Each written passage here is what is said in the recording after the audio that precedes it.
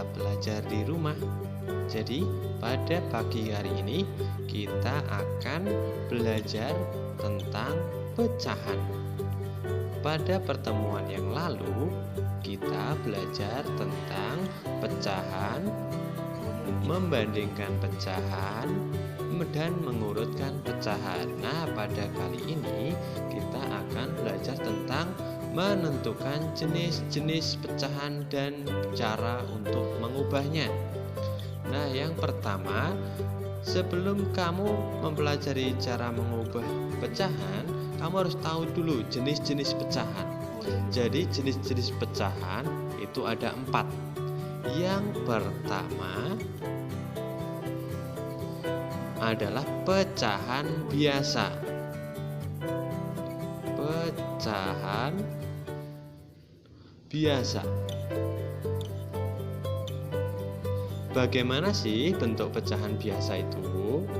Jadi, pecahan biasa di sini sebenarnya bentuknya ada 2. Yang A itu disebut sebagai pecahan murni. Nah, pecahan murni di sini cirinya pecahan murni. Nah, untuk pecahan murni cirinya adalah penyebutnya lebih besar daripada pembilang. Nah, itu disebut pecahan murni.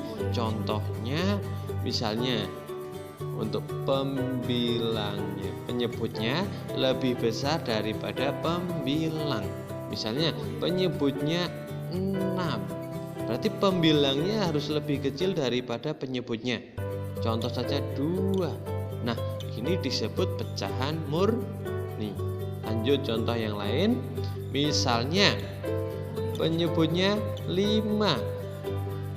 Nah, supaya bisa disebut pecahan murni, maka pembilangnya harus lebih kecil.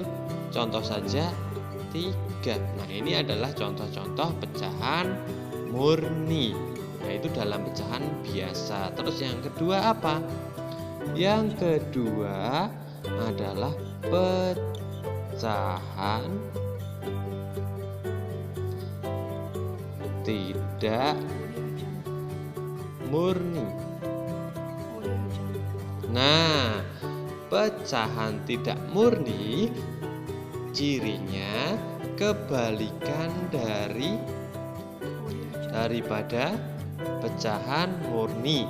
Kalau pada pecahan murni pembilangnya lebih kecil, tetapi kalau pada pecahan tidak murni pembilangnya lebih besar. Saya contohkan lagi. Misalnya cirinya tadi berarti pembilangnya lebih besar. Misalnya contohnya saya punya penyebut 5. Nah, berarti pembilangnya harus lebih besar. Berapa berarti? Bisa saja, yang penting lebih dari 5. Bisa saja 7. Bisa saja 8. Bisa saja 9. Nah, cirinya kalau pecahan tidak murni itu pembilangnya lebih besar daripada penyebutnya. Paham ya? Contoh yang lain. Misalnya saya punya penyebut 4. Berarti supaya dikatakan menjadi pecahan tidak murni, pembilangnya harus berapa? Lebih besar dari ini tentunya. Bisa 5, bisa 6, bisa 7, bisa 9. Nah, saya tuliskan 9 saja. Nah, ini adalah perbedaan antara pecahan murni dan pecahan tidak murni. Itu baru yang pertama. Padahal jenis-jenis pecahan ada 4. Iya kan? Nah, yang kedua apa? Yang kedua adalah pecahan campuran.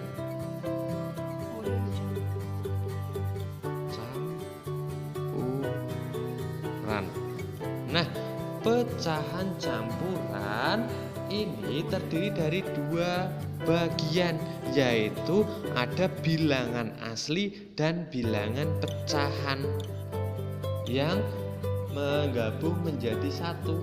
Nah, itu nanti disebut sebagai pecahan campuran. Ada bilangan aslinya dan ada bilangan pecahannya. Contoh saja, saya punya bilangan asli 5. Nah, ini kan bilangan asli. Terus saya juga punya bilangan pecahan setengah. Nah, atau dibaca 5/1/2. Nah, itu disebut pecahan campuran, gabungan antara bilangan asli dan bilangan campuran. Kenal kan sekarang? Paham? Nah, lanjut misalnya lagi contoh lain. Pecahan campurannya, misalnya saya punya bilangan asli 3, pecahannya 2/4. Nah, ini juga disebut sebagai pecahan campuran. Terus yang ketiga, pecahan desimal. Pecahan desimal. Nah, pecahan desimal bentuknya tidak lagi seperti ini. Nah, pecahan desimal di sini sudah menggunakan bilangan koma. Nah, sebelum kamu belajar tentang desimal lebih lanjut, kamu harus paham dulu. Contohnya berarti bilangan berkoma ya. Misalnya contohnya 0,5. Nah, ini kan bilangan berkoma atau disebut pecahan desimal. Lanjut lagi. Ada lagi berapa? 0,25. Ada lagi contoh yang lain. 0,75. Nah, ini bilangan berkoma atau disebut pecahan desimal. Tahu kan bentuk-bentuk pecahan sekarang? Nah, sekarang yang keempat. Yang keempat adalah persen. Apa itu persen? Ayo, persen itu adalah per 100. Iya, jadi bilangan yang penyebutnya 100 itu sudah bisa dikatakan persen. Gitu kan? Nah,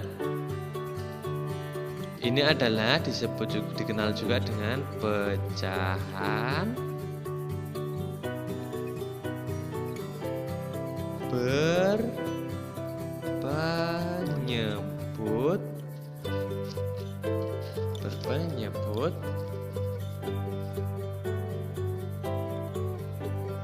pecahan berpenyebut. Bentar, saya benarkan kameranya dulu.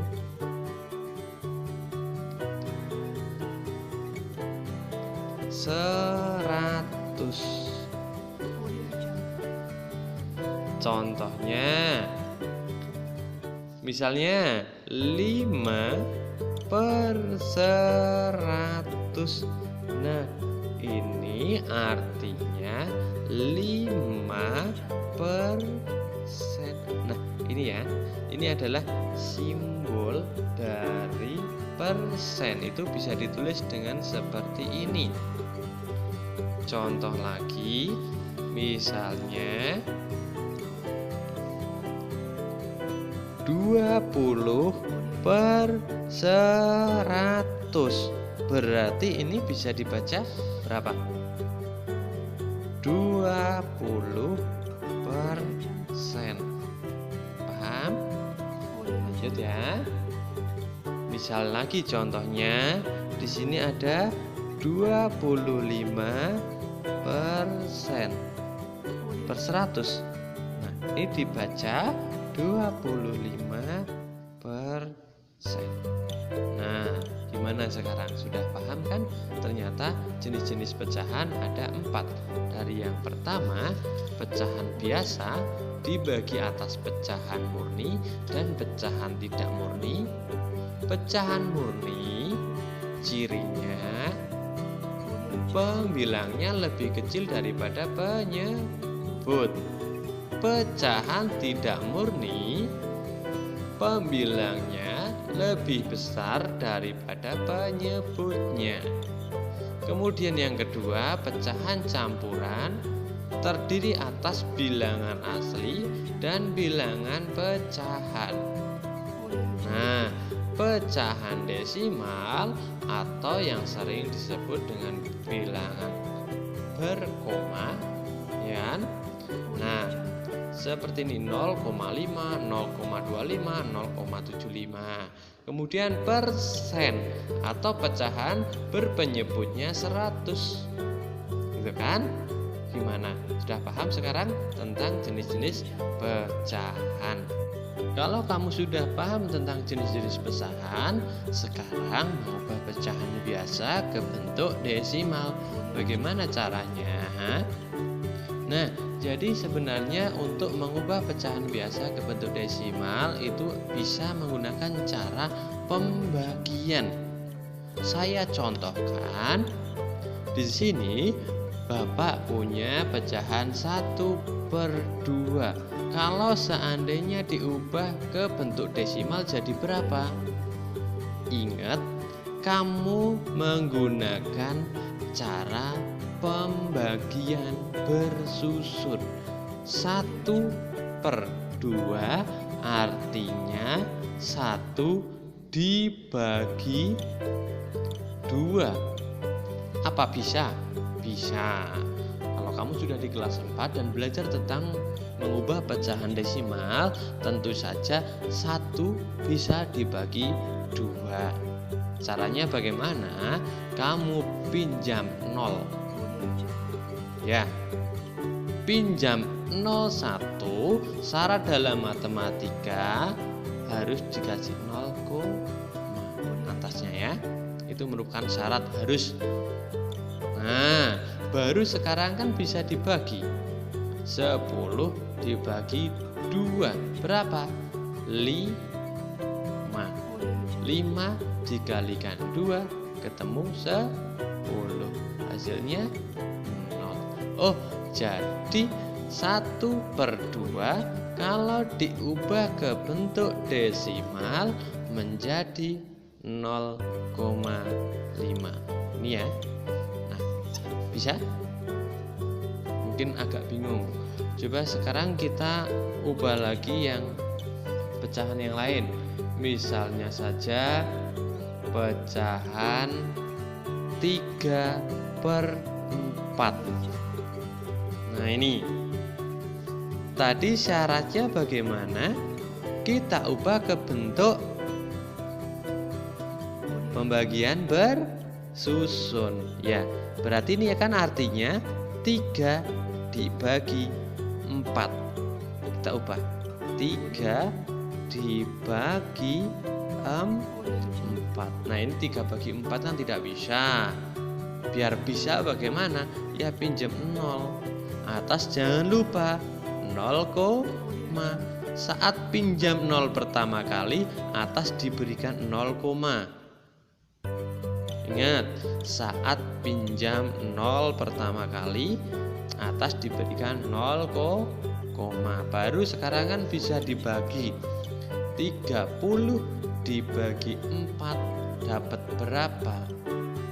Ayo, dapat 7. 7 kali 4 kan ketemu 28. Ya enggak? Baru sekarang coba kita kurangi. 30 kurangi 28 sisa 2. Wah, 2 dibagi 4 kan tidak bisa. Nah, kita pinjam 0 lagi. Nah, di sini tidak usah ditambahi 0, lagi karena depannya kita sudah memberikan angka 0, jadi kalau sudah diberikan tanda 0, kamu tinggal pinjam 0-nya saja. Boleh, gitu kan? Nah, contohnya 20 dibagi 4 sekarang. Ketemu 5. 5 kali 4 ketemu 20. Kita kurangi 0. Oh, jadi nilai bentuk desimal dari 3/4 adalah 0,75. Maksud? Paham ya? Sekarang lanjut lagi. Misalnya yang contoh ketiga. Coba mau berapa pecahannya? Kira-kira 7/10 gitu ya.